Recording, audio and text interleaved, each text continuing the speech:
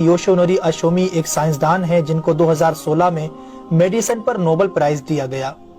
उनसे जब पूछा गया कि आपने कौन सी ऐसी चीज बनाई है जिसकी बिना पर आपको दुनिया का सबसे बड़ा इनाम नोबेल प्राइज दिया जा रहा है, तो उन्होंने कहा था कि मैंने कैंसर की मुमकिना दवा खोज ली है। और इस बात पर दुनिया ने बड़े पुरअंदाज में उनकी काबिश को सराहा और मुबारकबाद दी गई। इसके बाद डॉक्टर योशिनोरी अशोमी ने कहा कि मैंने कैंसर की दवा नहीं बल्कि कैंसर से बचाव का हल तलाश कर लिया है। तो लोगों ने उनसे पूछा कि बताइए ऐसा क्या किया जाए कि कैंसर जैसे खतरनाक मर्ज से बचा जा सके। तो उन्होंने कहा कि जब हम भूखा रहते हैं तो हमारी बॉडी में मौजूद ग़िज़ाइयत खत्म होने लगती है, जिसकी वजह से जिस्म भूख महसूस करता है। अगर इस भूख के दौरान जिस्म तक खाना ना पहुंचे तो हमारा जिस्म भूख की शिद्दत की वजह से अपने अंदर मौजूद उन जहरीले सेल्स को खाना शुरू कर देता है जो कैंसर का सबब बनते हैं। इस अमल को मेडिकल की लैंग्वेज में ऑटोफेगी कहा जाता है। अगर आप चाहते हैं कि आपका जिस्म ऐसे बीमार सेल्स से पाक हो तो आपको भूखा रहना चाहिए। जब ऐसे सेल्स मरना शुरू कर देते हैं तो कैंसर का परसेंटेज कम हो जाता है। इसके बाद जापानी साइंसदान से पूछा गया कि इंसान को साल भर में कितने दिन भूखा रहना चाहिए कि उसमें कैंसर ना पाया जाए। तो उन्होंने कहा कि अगर 20 से 25 दिन कम से कम और 9 से 10 घंटे भूखा रहा जाए तो उसकी बॉडी ऐसे तमाम जहरीले सेल्स को खा जाएगी और उसमें कैंसर नहीं होगा। ऐ मेरे प्यारे रब्बे करीम, आज हमें समझ आया कि मोमिन पर रोजे क्यों फर्ज किए गए। और आज मुझे उस अहादीस पाक की भी समझ आ गई जिसमें आप सल्लल्लाहु अलैहि वसल्लम ने फरमाया कि हर शय की ज़कात है और जिस्म की ज़कात रोजा है।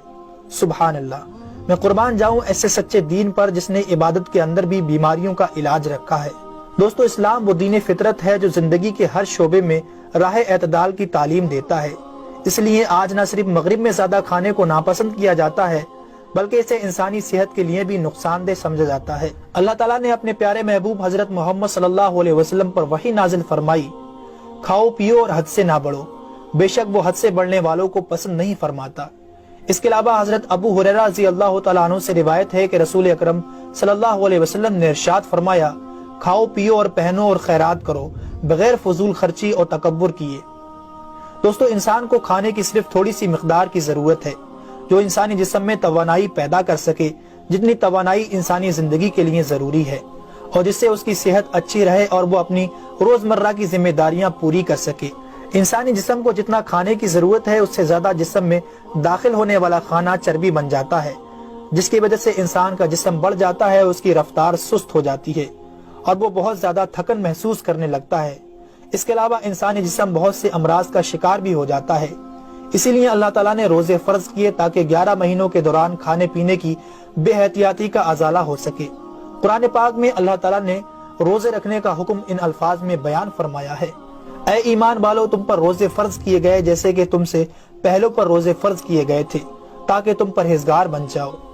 दोस्तों, कुरान मजीद में बीमार और मुसाफिर के लिए रोजे मुअख्खर करने और जो रोजा ना रख सके उनके लिए फिदिया अदा करने का हुक्म दिया है।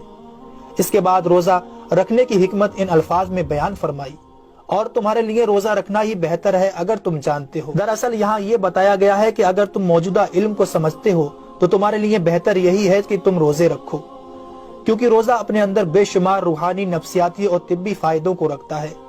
रोजे की तिब्बी अफादियत की तरफ निहायत मुख्तसर मगर जामे इशारा नबी अकरम सल्लल्लाहु अलैहि वसल्लम ने इन अल्फाजों में बयान फरमाया, रोजे रखो और तंदुरुस्त हो जाओ। अल्लाह रब्बुल आलमीन हम सबको इस महीने में ज्यादा से ज्यादा नेकियां करने और सारे रोजे रखने की तौफीक अता फरमाए। आमीन सुम्मा